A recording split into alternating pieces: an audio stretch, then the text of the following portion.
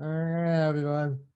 Welcome. Good afternoon, everyone. My name is Sean Latham, Director of Allies and Advocacy, a self-advocacy organization fighting for the civil and equal rights of people with intellectual and developmental disabilities. We welcome you here today to our press conference on our discussion on shutting down developmental disability institutions. I am here today with my fellow panelists Ivan Novasmith, who is the chair of Self Advocates in Leadership, and Michael Raymond, the president of People First of Washington, and we are all members of the Shut Them Down Coalition. We are all here to talk to you today about why we oppose the governor, the Senate, and the House versions of the capital budget. In particular, how each of us are against spending hundreds of millions to build a new developmental disability nursing home on the campuses of Faircrest, one of the four remaining developmental disability institutions, also called residential rehabilitation centers. These budgets also provide money to keep these institutions operating for years to come, while not funding community-based residential services enough. In addition, we are opposed to a $612 million forensic hospital, which institutionalizes a lot of people with disabilities. We strongly believe it is time for Washington state to do what 17 other states have done, and that is close their developmental disability institutions and support people in the community. For the next 15 to 20 minutes, we will be sharing our individual and organizational thoughts on this issue. After that, we will be answering any questions from reporters. We ask if you are a reporter to please put your question in the chat. We ask everyone else to sit back and listen for now, and if we have time at the end, we will take questions and comments from you.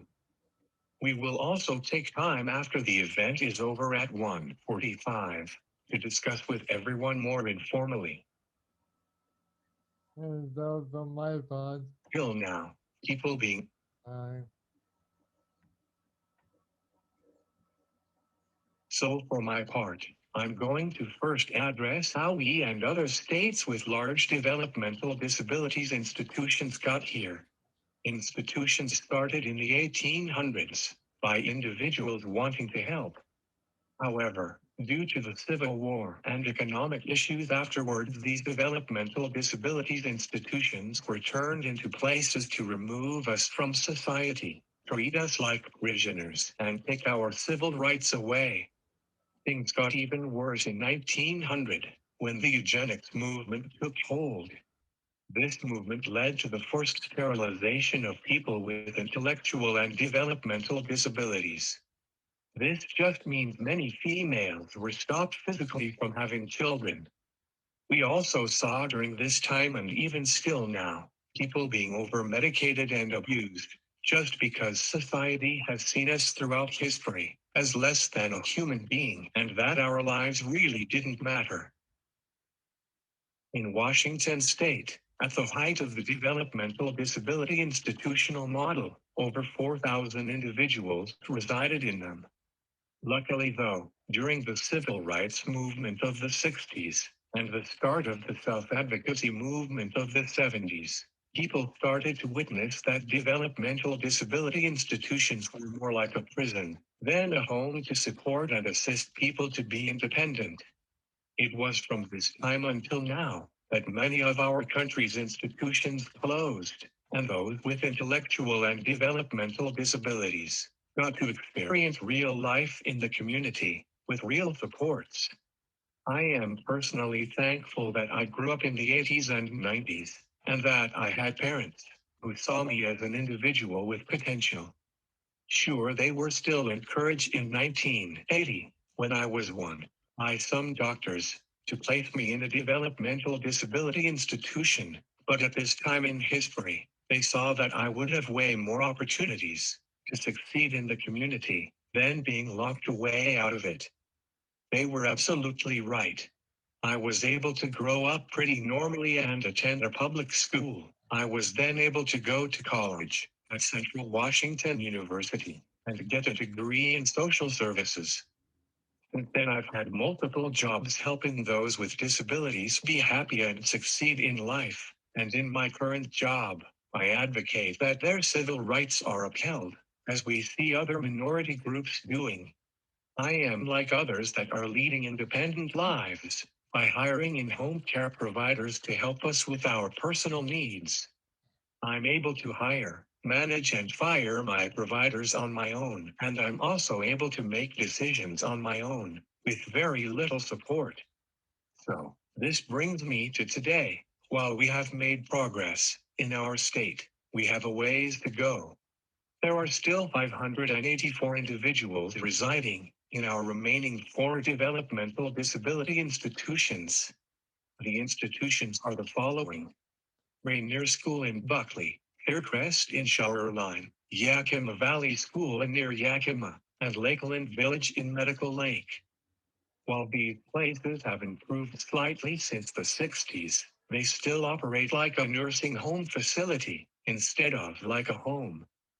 We know we can do better, and we are doing better for thousands of individuals who access care in the home or in residential settings like state-operated living alternatives, companion homes, adult family homes, and supportive living homes.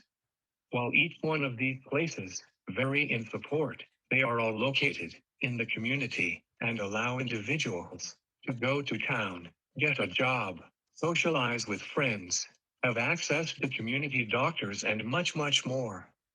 These residential settings aren't perfect, and us advocates will probably keep asking legislators for changes to them. But they do support people in their local community. They do provide nursing level care in smaller residential settings. And they also get us away from a housing model that for nearly 200 years have been viewed by many people with intellectual and developmental disabilities as frightening, trauma-inducing, and isolating. Not to mention the safety aspect in this new COVID world, where we need to get away from all large segregated facilities to keep us healthy. To wrap up my part, we are demanding with the governor and our state legislators today to move us forward and not backwards. We are demanding with them to build more community residential options and not congregate living options. The developmental disability community has asked our state to build smaller 4-bedroom homes that can provide the same kinds of services in a far less segregated setting than a large congregate setting. I will put the link to our alternative proposal in the chat. Finally, from me, we demand that they close the remaining institutions and choose community, and we hope you inform your readers or listeners that people with intellectual and developmental disabilities are human beings and we deserve, like everyone else, to live in our community and be able to lead successful lives. Thank you, and with that I will call Ivan Nova up to say a few words.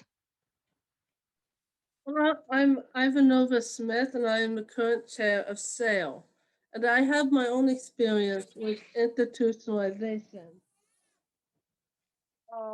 My first 5 years of life, I was institutionalized. I lived in an institution, and I did not have the same freedoms that children outside of institutions have. I had um, I had no private property. I had no toys of my own. I had no clothing of my own. I didn't even know what a birthday was. Um, when I was adopted after I was 5.5, I didn't understand how to play. I didn't understand how to speak. I was nonverbal. And I did not get the same love that a child that stays with their family gets, not being in an institution. Uh, I didn't get to choose the food I ate. I didn't get to choose when I wanted to play outside or not. Every day in the institution was the same. It was the same every day. I didn't even get to own the clothes that I wore. The clothes were all shared. in the institution. And it was a very lonely life. Even the other children in the institution would not play with me. And it's probably because we all just didn't know how. And it was a very dark time in my life. And I was about to be transferred to an institution that I could not have gotten adopted out of if it wasn't for my adopted parents bringing me here to the United States. And I life was so different for me after I got out of the institution. I was eventually able to learn how to speak. I was able to learn how to read and write. I was able to meet my future husband and eventually get married and have children. I was able to get a better education. I would not have had that if I had stayed in that institution. If I had stayed institutionalized, I would have lived a very blank life. And I don't want that for anyone with a disability. People should not be institutionalized just because of their diagnosis. And that is what's happening right now. People are being institutionalized just because they need supports and that they need more supports than other people. And that is not right. It is to not be a crime to have a diagnosis and need supports. We should not be institutionalized for that reason. As the chair of SAIL, many of our members experience institutionalization here in the US. My story was from a different country, but it is happening here in the US, it's happening in Washington state. Many people that you will hear today, they have experienced living in the institutions here, and it was awful. And they don't want to go back. Nobody, once they've tasted the taste of freedom, want to go back to an institution. And so we really urge our legislators to rethink the budget that will allow people to be continually institutionalized, especially in crisis. When I am going through emotional crisis, when a person is going through emotional crisis, the last thing they want is to be segregated from their families, stripped of their rights, and put in an institution where they have no rights. We believe that everyone should have the right to where they want to live, where they, when they want to go out, when they want to eat, what they want to wear, what they want to do with their life. It shouldn't be because a person needs more support that they should be institutionalized. That hurts our community. It promotes stigma, it promotes segregation, and disability is just like any other identity, just like any other demographic. We deserve our civil rights too, and we should not be imprisoned for having our disabilities, for having these diagnoses. We should not be imprisoned. And so we are asking the legislators, we are asking our governor just to close these institutions, put that money in the community, get started on transitioning people out of these institutions completely and getting models that promote community, promote people's autonomy and freedom so that we all can live free, so that nobody is imprisoned for their diagnosis, that instead people are getting the care that they need in the community, whether that's behavioral care, whether that's nursing care, whether that's any of the type of care needs that people with intellectual and developmental disabilities need, that we are getting that care while we are still allowed to live the lives that we want to live, that we're allowed to get married, we're allowed to have our own children, we're allowed to be employed, we're allowed to be with our friends, hang out with our friends, go to sports games, play in sports, and all of the rest that people love to do in a community that you can't do in an institution. And it's not right for people to be separated from their families. It was wrong when doctors historically told families to put their children in institutions. That did not help the family, that did not help the person. All it does is silence the person and separates a family from their parents and those who love them. It's not what we should be doing in 2021. We should get these places closed. We should start getting that money used for community supports. We need the specialized care that people with IDD to be in a community.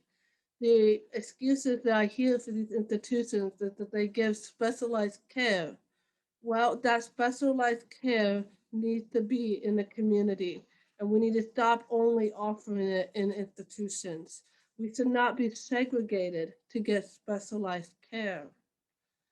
So I urge the media that is here today to please let the word out that self-advocates, we want these places closed. We people who firsthand experience know the horrors of these places.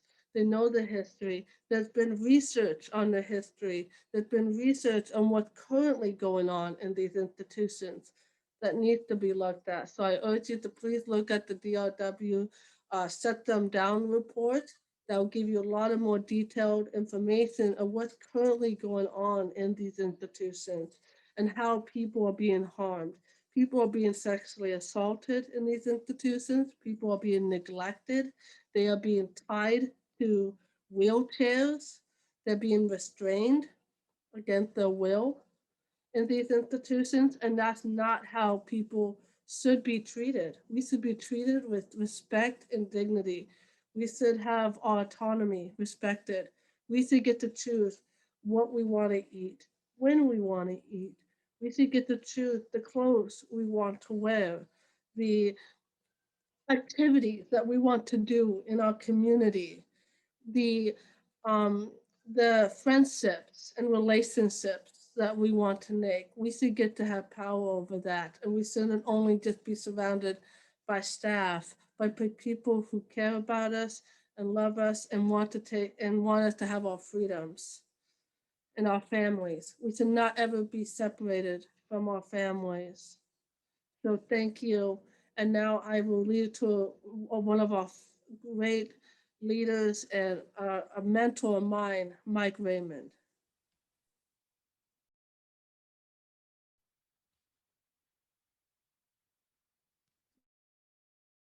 Um, actually, we might do a video first, and then you might.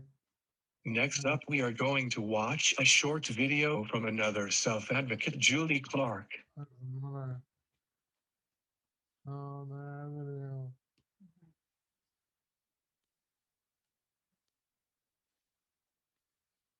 Yeah, here we go.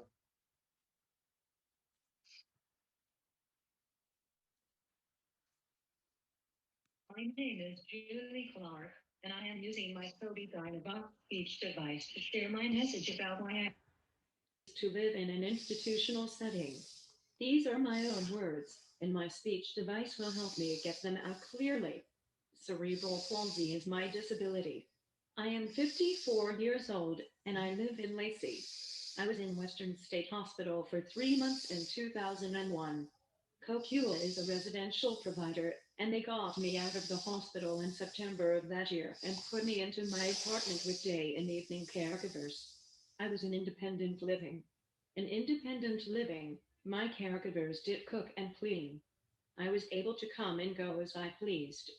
My transportation was using public transportation. Being independent was especially important to me because I could set my schedule. I chose how to run my life. I worked for the Department of Health and Human Services as a secretary for 17 years before I retired in 2018. Working was essential to me because I was involved, contributing to my community. I was an important member of that organization for many years. The United Churches of Olympia is my church, and I have been going there for over 25 years. I am an active member of my church. The church is important to me. As I aged, I could not take care of myself. I needed to have 24-hour care. So, CoQA placed me in a shared home that CoQA runs. I had a roommate who was yelling all the time. My roommate would assault the caregivers. Being in the shared home was not safe for me. In November 2019, I moved to an apartment in Lakeview with CoQ's help. I get 24-hour care. A nurse comes to check up on me because my hair is high. I have a feeding tube, vest chest compression machine, and higher lift. My caregivers go everywhere I go. It is nice to be living on my own again. I was in and out of the hospital with pneumonia for the last 6 months of 2019. Shelley is a nurse that CoQ hired. She has taught me how to breathe better. I have not been to the hospital with Shelley's help since January 2020. I am in community inclusion, a part of a supported employment program that allows me to continue to be active in my community now that I am retired. It is still essential for me to be involved in the community. I do a lot of advocacy and volunteer work. When I was in an institution, I could not do what I can do in the community. I am pleased to be in the community to set my schedule and be involved in whatever activities I choose. I have all the freedom that my health will allow, and I am grateful to be an active part of my community. A group of self-advocates was formed known as the Shut Them Down Coalition, and I am a member of this group.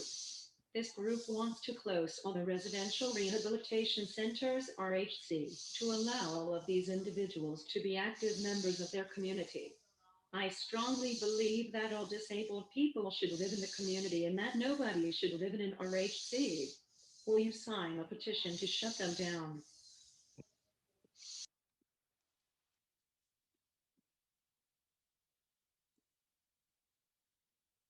I know somebody didn't always do Samantha and Mike.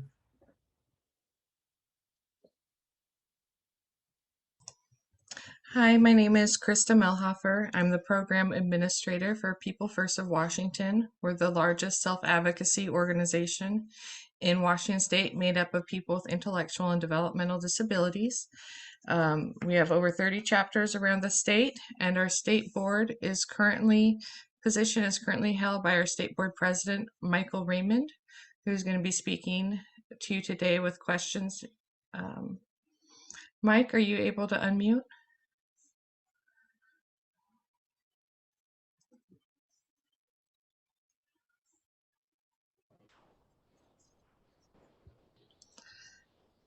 We still can't hear you, sir.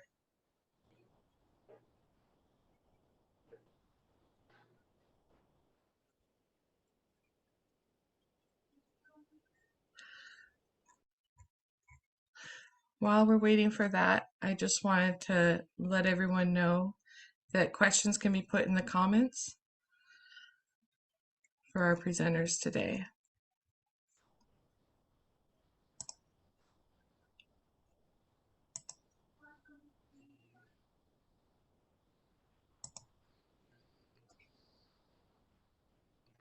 Mike, just try to press the unmute button. It's right at the little microphone.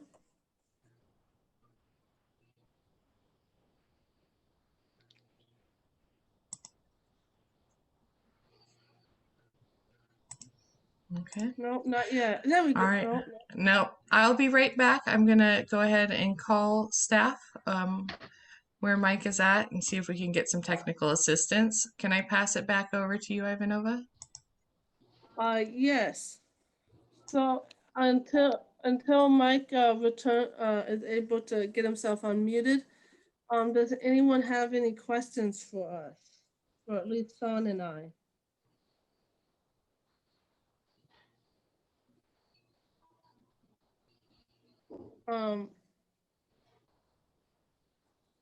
Hey, Ivanova, this is Kyle. I sympathize with what you guys are going through. The whole thing is when I did visit one that was like 30 years ago, what I saw, the main message that we got to get out to them as well is how would you like to live in a building that is dilapidated and hasn't been not up to standards, etc. And rather to get people in the community to be to do so. So a lot of these buildings and our institutions are outdated or that don't meet up to standards, don't meet fire standards, earthquake standards, or other safety standards. And it's rather to take care of that, shut them down, demolish the buildings, maybe turn them into a park or something like that for people to enjoy, and to be and then the money can be served in the community. Yeah, that's a good idea. So if you are a reporter, you are welcome to ask any questions right now.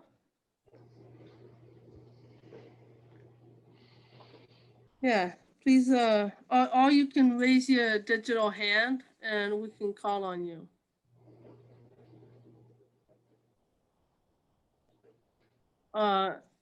There we go. Looks like Mike, you got unmuted. So I will Thank give you. it back to Mike now. Take it away, Mike. Okay. Thank you. All right. The reason why, go ahead. Go ahead. Well, No, you go, Mike. It's your time. I would like to have, the reason why I would like to have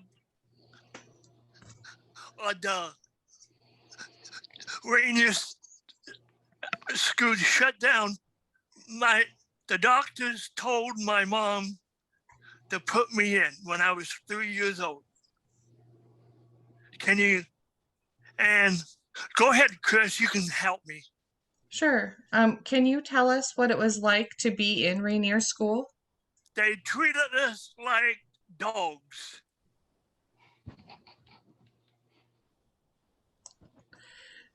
Did they ever let you out into the community?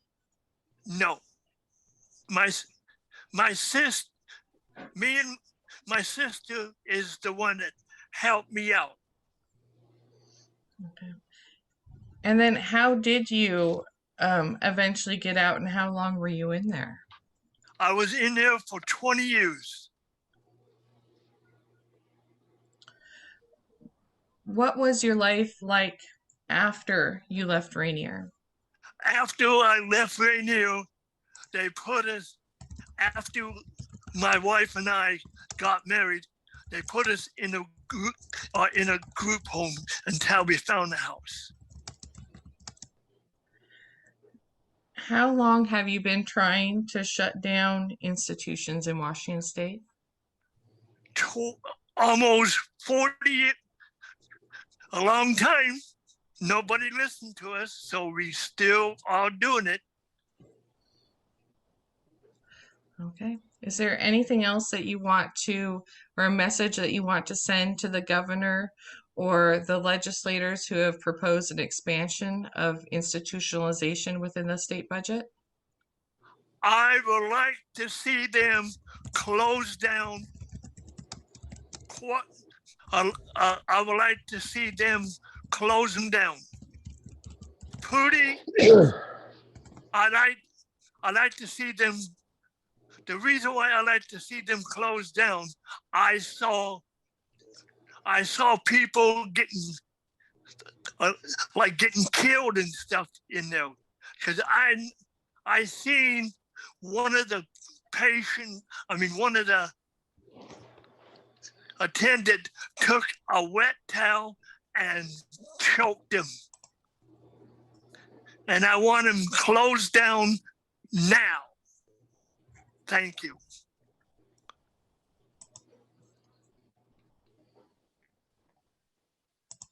And that's it. All right. Thank you, Mr. President. You're welcome.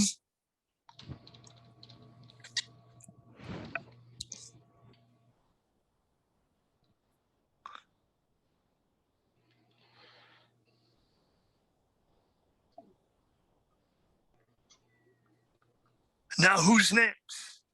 Do you have any other questions from the audience? Do we have any other questions from the audience?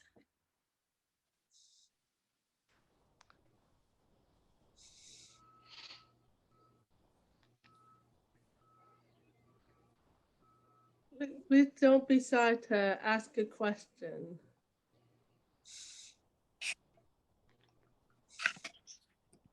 Oh, Hey, Mike, question Yeah. for you from Kyle. How did it feel when you finally got out and were on your own? How did it feel? I feel like I was feeling good about it. Wife and I, Freedom. we feel Yeah. good. Me, when her and I got out, we had a party.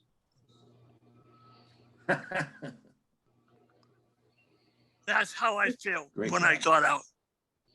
So it looks like Jeremy, Norton, Paul, and Stacy Staden have their hands up. So I will let Jeremy, you go first, and then Diane. Thank you, Ivanova. But first, thank you for making this opportunity today. And for those who don't know me, I'm Jeremy Norton Paul. I'm the Executive Director of the Washington State Developmental Disabilities Council. We have governor-appointed members who represent different parts of the state. And we work on a lot of different areas, but one of the things that we feel most strongly about is closing institutions. And so we're right there with you. And we're working very hard alongside all of you to make that a reality in Washington State. And I wanted to ask kind of a general question, and I don't know that there's an easy answer to it, but I wonder, what do you think is the most impactful thing that advocates and allies and others in the community can do to get closer to finally getting institutions closed?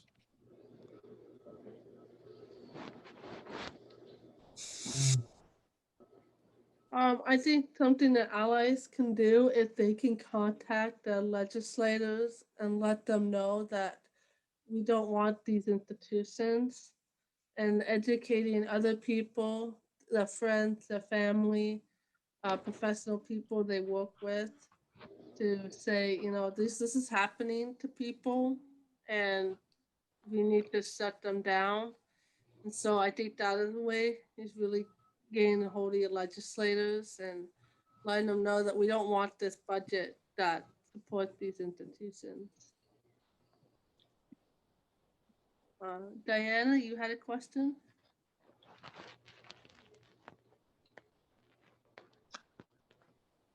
Yes, Mike, I want to go back to you for a minute. Mike and I have known each other for more than 20 years, and he has shared a lot of his story about what the first 20 years of his life was like at Rainier. Mike, when you got out of Rainier, we know the horror stories, some of them. Nobody will ever know all that went on with you while you were in there. But when your sister finally got you out of the institution and into the community, what did you do with your life? What are some of the things that you've accomplished now that you're out in the community? I went out, bought myself, bought me and my wife a house, and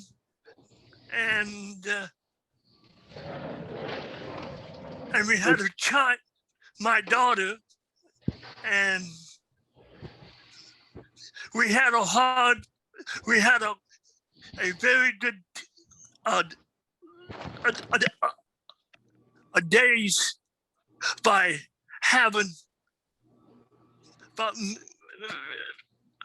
she was in what, go ahead, Diane. Diane was Rainier with you, yes, and your sister helped get her out as well, right? Right. And then you guys got married? Got married, we got married, and we had a daughter.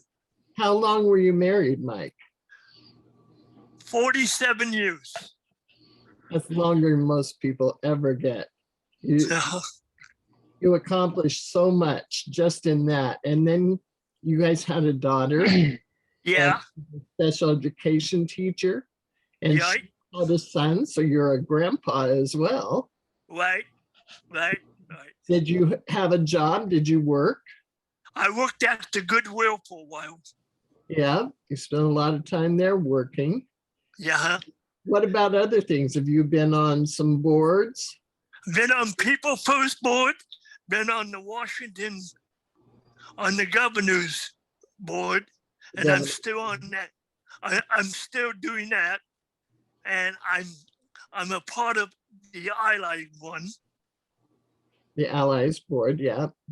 And I've been on too many boards. Yeah, you don't even remember all of them, huh? Yeah.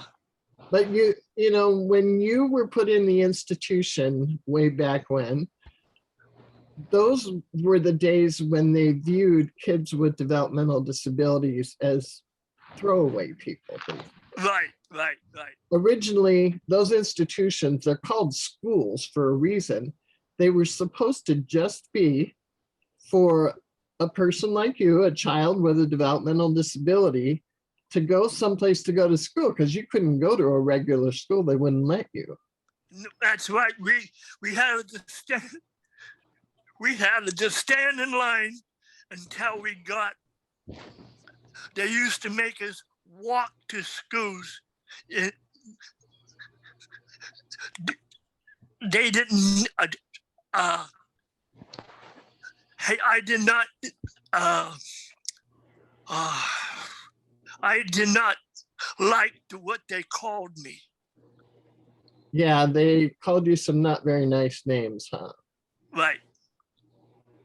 But when those schools were created, when you turned 21, you were supposed to go back into the community, but they weren't doing that. They kept people there after that. And Right. so they're still called schools with people living there for 40 or 50 years. Uh-huh. But Mike, you have proven what can happen when somebody who they thought had no potential is not isolated in an institution. You got out in the community, you got married, you bought your own home. You were married for almost 50 years. You had a child, you have a grandchild, you worked, you paid into the system. You accomplished a lot when they didn't think you could accomplish anything, and you proved them wrong. Right. You need to keep proving that, Mike. Yeah. That's what I'm going to do. We have some questions in the chat. Cody asked, would anyone be comfortable sharing some more of the horror stories from the time in an institution? And I have an answer to that, if that's okay. Yeah, go ahead. So, the one time I remember getting a bath in the institution was they had all the kids standing naked in line. That's right. That's right. And Yeah. they had like this little plastic kiddie pool thing, and they would just spray us down and dump water on us. And I remember just staring at the ceiling, just looking at the little floaters in my eyes. And that was my way of entertainment when I was in the institution. And they made us stand in a lot of lines. And I remember the food they would give us was only like this watery vegetables. And I don't remember having anything other than that till I got out. But like, I liked it when it was the purple vegetable, because that was beets, and I liked the beets, but I did not like the green vegetables.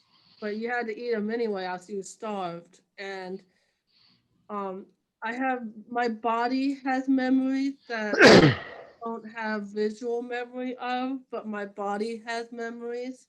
Like when I was adopted, I dropped a piece of food. Like my mom was teaching me how to eat a hamburger, and I dropped it, and I had a huge meltdown thinking I wouldn't get to eat again. Because in the institution, if you dropped your food or you spilled your food, you didn't get any more to eat.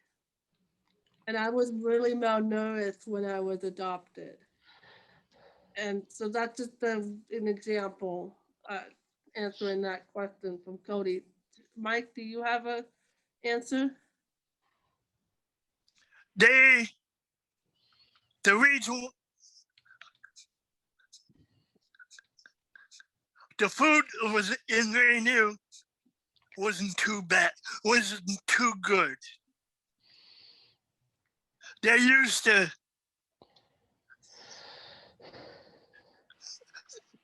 if we didn't eat it all, they used to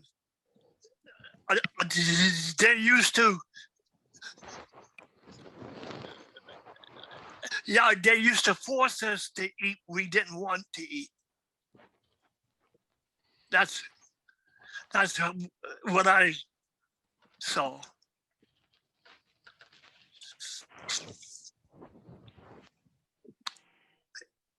Any more? Wanna There's ask? there's another question from Katrina. She has two questions actually. What work is being done to educate people in the institutions about community living? What work is being done to educate parents of people living in institutions? No, I You want can to answer go, the third Sean? one. Yeah, I can answer the third one. So, This is Sean. In our state, the Developmental Disability Ombuds that goes to check on residents at the institutions, and they also educate them on their options. Also, Disability Rights Washington also goes into the institutions to assist residents and give them information. Both Allies and People First are also trying to get peer mentors in the institutions to help people know their rights. we want to help. We want to help people understand the road to community living. We want to help people understand the roads to community living. Their program. Their program. We help people stranded in some institutions into the community. Which helps people transition from the institutions and into the community. And I would also add for the family, And you'd also add for the families, the Ark of Washington, the Ark of Washington and the parents coalition. and the Parent Coalition. You just to family members, and then you try to educate them.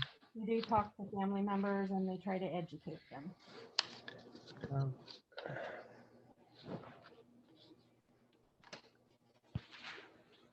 Yeah, so we are excited about the peer mentoring program that they're talking about funding. We feel that that could help people learn more about the community. And it looks like Holden has her hand up.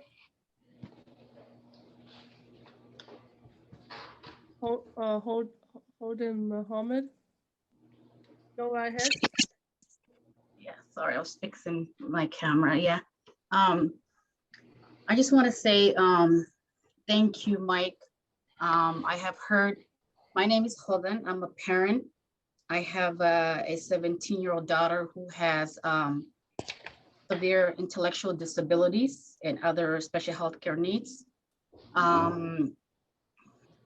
I came from Somalia to the US as a young age.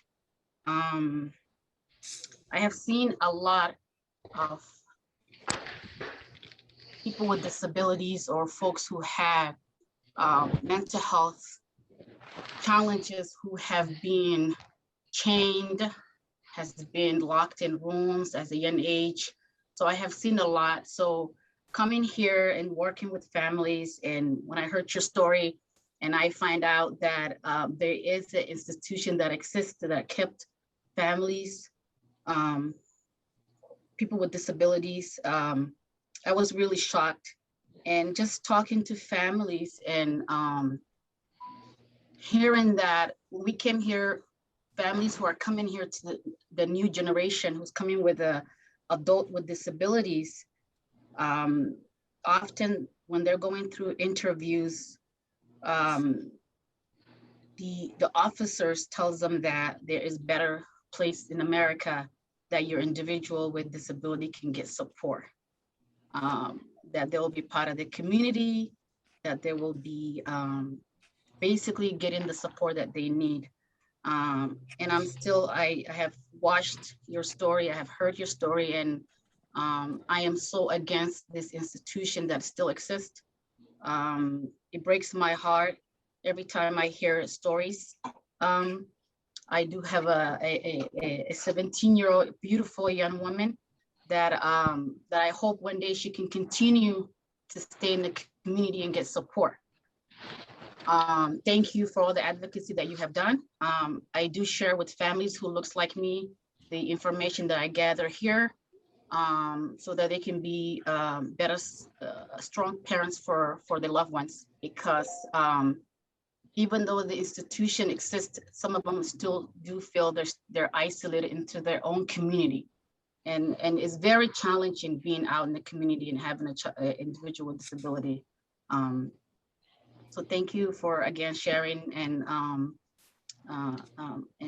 this is really a space where I gather information again, and I hope we can Thank you.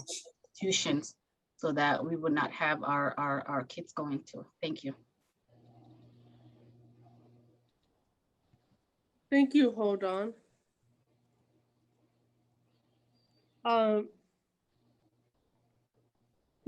So I know that we have King 5 News here and Cairo 7. Do you have any questions for us? You're more than welcome to unmute yourself and ask a question. We encourage it. Thank you.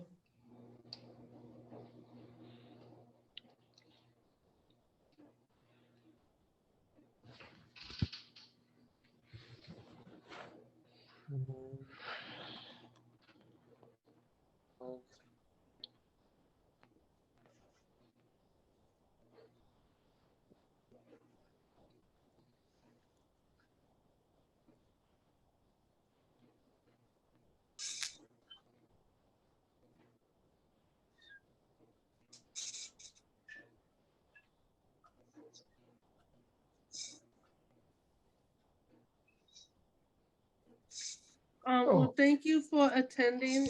Even if you had no question, thank you for attending and for being here. So we're gonna wrap up now. And if anyone else wants to stay behind and have some discussion, you're more than welcome to. But thank you all for being here and hearing our stories. And I hope that we can get more done to get these places closed down.